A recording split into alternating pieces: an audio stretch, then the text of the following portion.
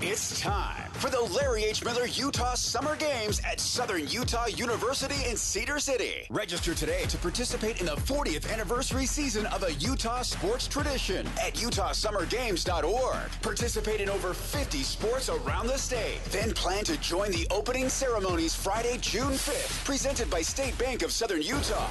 Register today to participate in the 40th anniversary season of the Larry H. Miller Utah Summer Games. Make game day yours. Tickets, food and drinks, stats, and streaming. Everything you need is in the Utah Mammoth app. Download today and make game night easy. Download on both Android and iPhone. Tusk Top. Not only do these guys give you the best Jazz coverage in the market, they've got you covered with the Mammoth, the Cougars, the Utes, and the Aggies. This is Jake Scott and Ben Anderson on 97.5, the KSL Sports Zone. Jake and Ben, 97.5, the KSL Sports Zone. Jake Scott, Ben Anderson. You've alluded to Ryan Smith going on with Bill Simmons, talking a little draft here. We thought we'd play a little sound from that. Ryan talking about prospects and relationship with specifically Cam Boozer and AJ Dybantsa. Let's play that.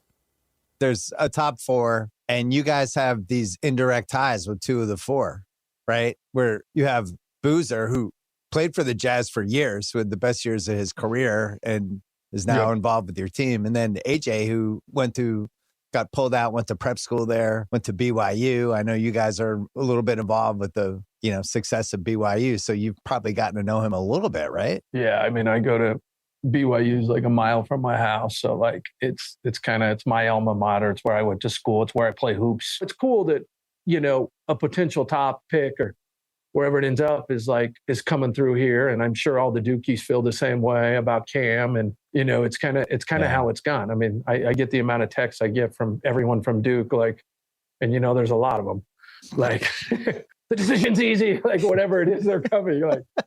So, and you got the BYU contingent. It's like there's a lot of drama around this and a lot of insight and narrative, and it's gonna be an interesting 40 couple days here. So, I told you yesterday, I don't think I said this on the radio, not that it matters, but I was doing a hit this morning on a Washington, D.C. sports radio station. And they specifically wanted to ask about AJ Dybantsa, but they opened the show or the segment by asking what I know of Ryan Smith, getting AJ Dybantsa to Utah Prep, getting him to BYU, and how critical it is for AJ to land in Utah. And I think I disappointed them because I said, I don't think it matters all that much. I don't think that's the end-all, be-all. First of all, Ryan Smith is very smart. Ryan Smith knew the entire time that the Jazz, whenever AJ entered the draft, the Jazz would have at best a 10% chance of landing him.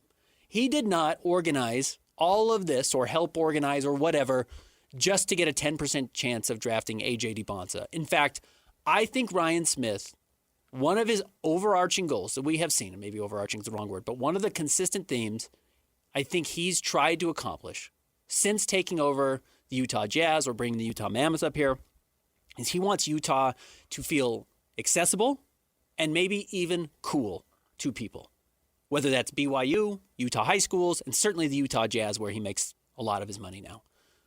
And it's kind of what I told him. I said, I'm not sure Ryan hasn't already achieved his goal by having the number one overall recruit live in Provo, play high school here, change his perspective on Utah, and be able to talk to people wherever he goes that, Utah was cool. And the next Bruce Branch III's going to come here, and another kid's going to come here, and another kid's going to come here. I think Ryan has kind of opened that floodgate a little bit that Ryan's cool. And even in this podcast, he talks about it a lot. But I think the guys in Washington were a little disappointed that I didn't think the Jazz were going to bend over backwards to give the Wizards absolutely everything to move up to number one to get AJ, because AJ's already served a huge purpose for Utah, and he may never play for the Jazz, and I still think that's a successful endeavor for what Ryan Smith was trying to accomplish. But to his point, I'm sure he's hearing it from BYU fans. The way Duke people hear it from Duke people, you don't have to only go out and get the local guy. Yeah, but he didn't say one really important thing there, which would fly in the face of this a little bit. He did not say we are going to take the best player available. He did not say that. In that clip, he didn't. He did not. He danced around. He I said, listened to the BYU's whole right down. podcast, and he did say it several times. Okay. I will say, that clip, if that's what you were waiting for, he said it elsewhere. I promise he said it elsewhere. That's what I was waiting for, because I don't know if that's true. I don't know if this wasn't some master plan to recruit AJ in high school and somehow to have it benefit the Utah Jazz. I do agree with your point about the likelihood of that, but that's not to say that it didn't happen or isn't real. Or he hadn't thought about it. Or he hasn't, he and Danny being so close to AJ haven't totally fallen in love with him. Because that's the leverage the other team has. That's why those guys wanted to hear it. Radio bozos and fans are smart sometimes. They know how Washington comes out super ahead in this situation. If the Jazz are desperate to move up to AJ Dybantsa, they wanted you to come on and say, oh man, the Utah Jazz would do literally anything to get AJ Dybantsa. That's what they're hoping, because of we're having David on, right? It's his Locked On Wizards podcasty guy who's throwing out these ludicrous trade values, for the Jazz, because they're, I don't want to say wish casting, but kind of wish casting. That's what they're doing. But I don't know, Ryan Smith should go into this saying, I don't care if we get AJ or not. Fine player, but not a priority. I mean, he should be downplaying that stuff, which if that's what he said later on in the interview, then all right. But I was waiting for, love those guys. Carlos, shout out to you. BYU right down the road. It's been fun watching it play. But we're going to take the best player we possibly can at number 2 pick. What he did say, and again, we don't have the clip because it was a 40-minute interview on the Bill Simmons show, is he said this specifically. He said, you don't want me making the pick. He said, Jazz fans should not want Ryan Smith to make the pick. And he didn't go third person, but he did say, you don't want me making the pick. And that's exactly right. And I do think, again, that's where Ryan has been very good at his job and as an owner of saying, yes, I'm going to bring in my guys. Yes, Ryan believes in his people, clearly.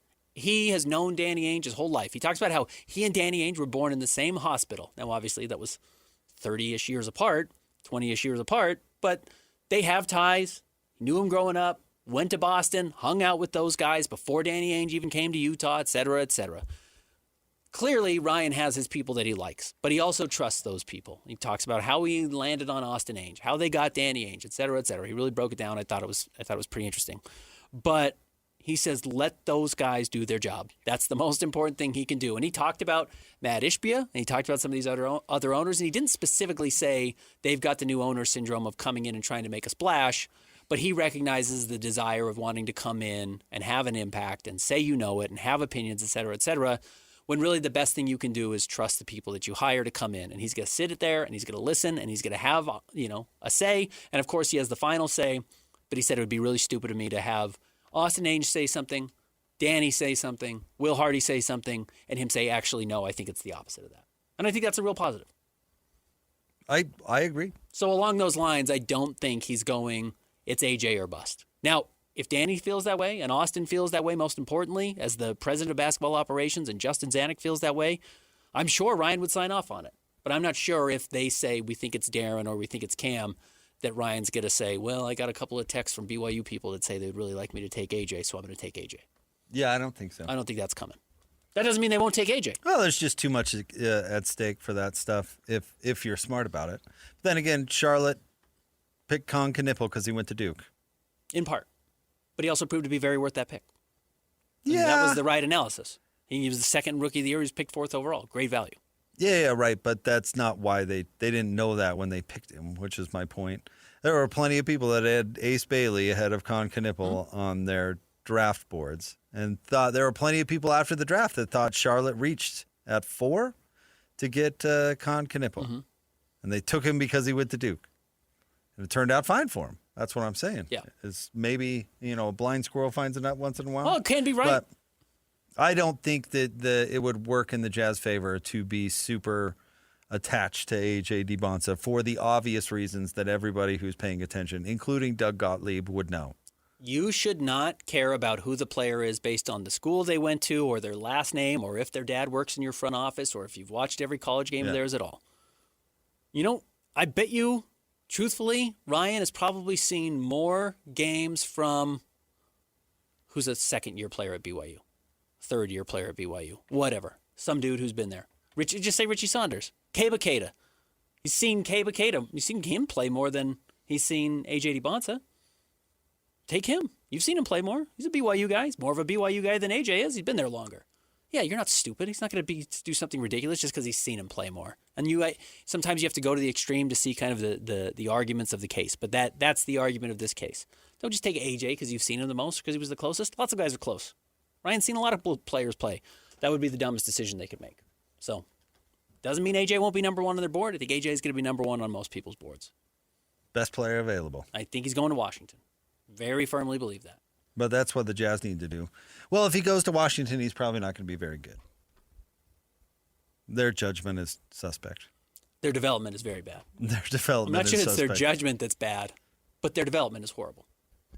If you get talented players, the thing about the draft is nobody's drafting bad players at the top. These guys are all really good. They've been good in high school. They've been good at FIBA. They've been good in U19, whatever. They've been good every step of the way. They've been good in college. This isn't the NFL where a guy's like, yeah, he's never played before. It was crazy. We brought him in for 12 games, and he's just a super athlete, and we're going to put him at defensive end, and he's going to jump up in the first round, which happens occasionally. That never happens in the NBA. You never say oh, wow, this guy was 6'9", can't play a lick, never played organized basketball in his life. But we think we're going to draft him third. That doesn't happen in the NBA. These guys are all really good. Can they live up to the pressure? Can you develop them right? Can you put them in environments where they have success? And that's where Washington has traditionally not done a very good job. At anything. Right? Or Sacramento. You know? I don't know. Maybe your guy Sarr turns out to be something. Yeah, he's okay. Yeah, he's okay. I don't know. But I wouldn't bet on Washington making the right decision. But if AJ fell to the Jazz at 2, I'm sure they'd be thrilled. No question. If AJ's on the board at 2, the Jazz will take But AJ. what they should be doing is downplaying the narrative that they're desperate for AJ. Ryan should be on with Bill Simmons saying, AJ, who? Yeah. I don't even know whether who you're they talking want him about. or not. Yeah, downplay AJ. I don't even know that guy. Yeah. Carlos Boozer works for me? Unless the Jazz think that Darren Peterson's 1,000 times better than AJ, or Cam Boozer's 1,000 times better than AJ, and the worst case scenario is AJ still being on the board at 2, because that means that either Darren or Cam is gone, and that's who the Jazz want. Otherwise, yeah, there's no reason to hype up AJ at all. No. Especially if you want him. Right. You should not be doing that. So I don't remember the Jazz saying a word about Ace Bailey before the draft. Nope. They wanted him. Washington's dying to know what the Jazz want to do, though. I believe that. Mm-hmm. I believe that they were dialed into old Bill's podcast. Who would you bet on having intel on the other team? Danny Ainge on Washington or Washington on Danny Ainge? Danny Ainge. Or Austin Ainge. Or I'm really the Jazz. The Jazz front office. Front office. I was very impressed with how the Jazz front office handled the draft last year. To get Ace at 5, not have Washington jump them, and get the guy they were apparently targeting. I thought that was impressive. I strongly suspect if anyone's going to get played in this scenario, it is not the Utah Jazz. I would think so. By the way, Michael Winger is their executive. Yeah. So, want to be accurate. And I wrote this up last week as well. You know, what is his history? What does he draft? You know, Danny Ainge, and I'm not ignoring Austin here. I'm just saying Danny's history, and now you include Austin, who's only really got one draft under his belt as the leading guy, has historically valued high school recruiting rankings over necessarily college production. Ace did not have a particularly great freshman season at Rutgers. Keontae did not have a particularly great freshman season at Baylor. But they were enormous recruits. Keontae was 5th. I think Ace was 2nd. And you go back to what happened in Boston, Danny Ainge trusted those same things. Jaylen Brown did not have a good first year at Cal. Jason Tatum had a good year at Duke, but was also an enormously high recruit. And Danny went out and found those players and drafted them, and he trusted more of what he saw before the context of college than after. You look at Winger at Washington, he traditionally seems to value really long guys. He's only been there for 3 years, but Alex Sarr falls into that group. Keyshawn George falls into that group. Will Riley falls into that group. Who's the kid they drafted? Trey Johnson falls into that group, who they drafted 6th last year. He's shorter, but he's really long. I think they like long, athletic players. Well, that's not Darren Peterson. That is AJ Dybantsa, and that's where I think they're going to go. This guy came from the Clippers. Okay. Well, bad sign. He was the GM under Larry Frank. Clippers develop anyone well? Blake was okay. The Jazz killer, what was his name? Trey Mann. Really developed him well. Terrence Mann. Terrence Mann, not Trey Mann. Trey Mann plays for the Charlotte Hornets. Terrence Mann. Zubats. Who they didn't draft. They traded for him, though. They did trade for him. And they traded nothing for him. Yeah, it was a bad move by the Lakers. Uh-huh. They could have used that Zubats guy. They could have. They could still use him today, in fact. Yeah, Blake was fine. DeAndre achieved above his. I think those guys were spot. pre this guy. He got there in 2017. Oh, yeah. Then he doesn't get credit for it. He was with Oklahoma City, though, from 2010 to 2017. Okay. So that's his background. Some hits and some misses there, too. Including Trey Mann. But Not Terrence Mann, Trey Mann. But he took the Wizards' job. It's true.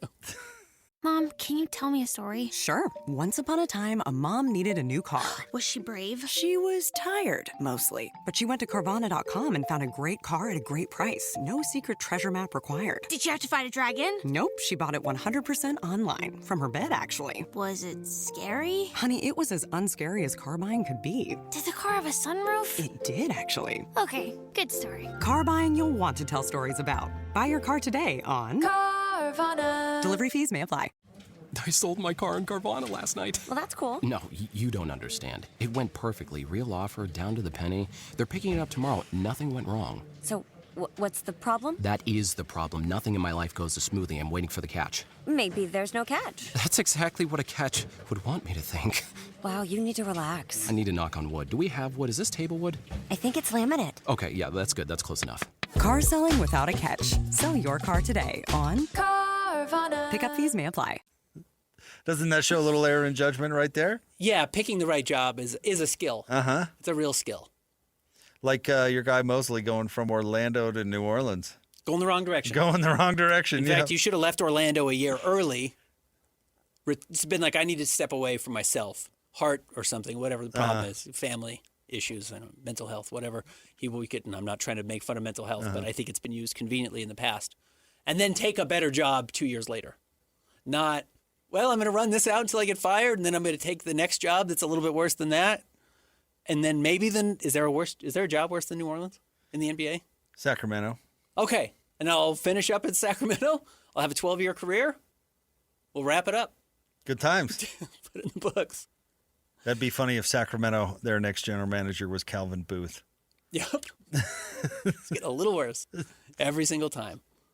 But that's how these teams end up, these teams. It is. And yes, again, if I'm the father of one of these kids, I'm not dying to land in Washington. Though AJ's going to get the ball if Trae Young lets him have it, and will be able to score a lot. I wrote an article today. Someone asked in my mailbag, what's the likelihood the Jazz draft an all-star? The truth is, it's probably AJ at number one because AJ's going to get 1,000 shots. Mm-hmm. And he's going to score 20 points, and he has a lot of flashy dunks. He's going to become an all-star. I don't know if that necessarily means you're the best player. All-star has a ton of noise to it. It doesn't really mean that much. All-NBA means a lot more. But AJ's probably have a great chance to make an all-star team because he's going to average 25 points a game really early in his career. De'Aaron Fox was an all-star, and he just lost his job. D'Angelo Russell made an all-star team. Yikes. Career journeyman. Yeah, Doesn't Wiggins. really mean anything. Yeah, right. So, yes, De'Aaron Fox was officially put on the trade block last night. Not only did you and I say, oh, good news for the Spurs, De'Aaron Fox is not playing, they're going to win, Dylan Harper came in and was unreal. When he was on his feet. Correct. He fell down a lot. He did fall down a lot, but I think he had 7 steals last night. Uh-huh. 25, 5, and 5. I mean, he eclipsed the 5s, but broke the 20-point mark and points, rebounds, and steal, or rebounds, assists, and steals. He had over 5. He was awesome. Made himself at home taking 20 shots. Well, I'm getting the start, baby. I'm sure they would rather him doing that in the going forward as a 6'6", 6'7" player over De'Aaron Fox. 24 points, 11 rebounds, 6 assists, only 1 turnover, 7 steals. Yeah, It's a great game. Great game. Didn't shoot it well from 3, 1 of 7. Yeah. But you know who else doesn't shoot well 3?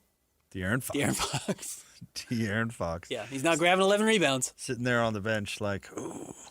I guess I got to clap. It did keep cutting to him. They all the time, Oh, yeah. That wasn't accidental.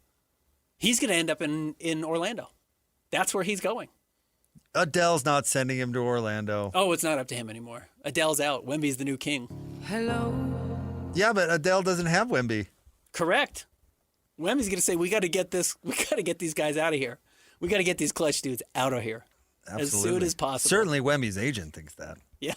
Same agent as Rudy. Yeah, right. That guy, by the way, with the European talent is going to just make a fortune. I bet he is just cleaning up. Yep. He's done a good job. Has he done a good job, or is he just... He got Rudy. He got Rudy a bunch of money. He did. Yeah. No, you're right. He has done a good job. He's a good job. Mm-hmm. He's got a couple guys big cash, too. I should look at all of his... Repping Wemby, though, is going to be easy. Wemby should fire him now. I don't need an agent. He doesn't. Shea negotiated his last contract by himself. Wasn't it Ray Allen who famously hired Johnny Cochran? You remember that? Yep. Said, I don't need an agent. I just need somebody to hammer out this contract. Johnny Cochran said, I'll do it. Buna Daye. Yeah. That guy's good. Yeah, he should. Get that guy. Wemby should seriously fire that guy. Yeah, probably don't need him. I mean, even endorsements are going to come easy, right? For the alien? Yeah. He should not go with that nickname, though. I agree with you. I think there are better nicknames out there. Well, I wouldn't want my nickname to be an insult. You always got to be careful calling people freakish or whatever. Right. Like unibrow for Anthony Davis. I wouldn't want that. This guy's only really covered a French player and a few NBA players. Not enough. But he's got some big ones. Rudy, Victor Wembanyama, Seher Sene, who was a Jazz assistant for a little bit there. Jokic's agent is a big deal over in Europe, right? Yeah. He's like the guy. Mm-hmm. I bet it's dirty pool in Europe. I bet it's so dirty. I bet these NBA franchises negotiating with that guy don't even know what they're dealing with. I bet that dude is used to dealing with mobsters. You know what I mean? Yes. Like Wemby's name ends up on that contract, or I'm not sure the league rules are as strict. Yeah. And the ownership groups are definitely more seedy. Yeah. Way more seedy. Yes, they are. All right. More Jake and Ben coming up next. 97.5, the KSL Sports Zone.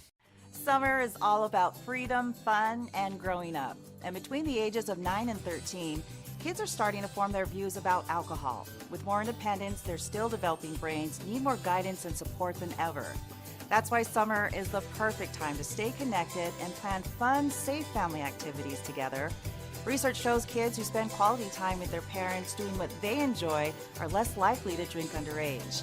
And when kids feel close to you, they're more likely to listen, especially when you set clear expectations. In fact, kids who drink before 15 are far more likely to struggle with alcohol later.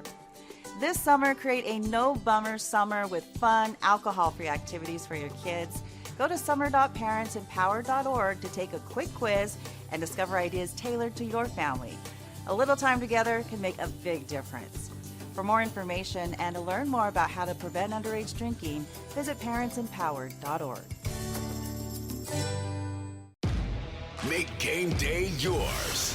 Tickets, food and drinks, stats, and streaming. Everything you need is in the Utah Mammoth app. Download today and make game night easy. Download on both Android and iPhone. Tusk Top.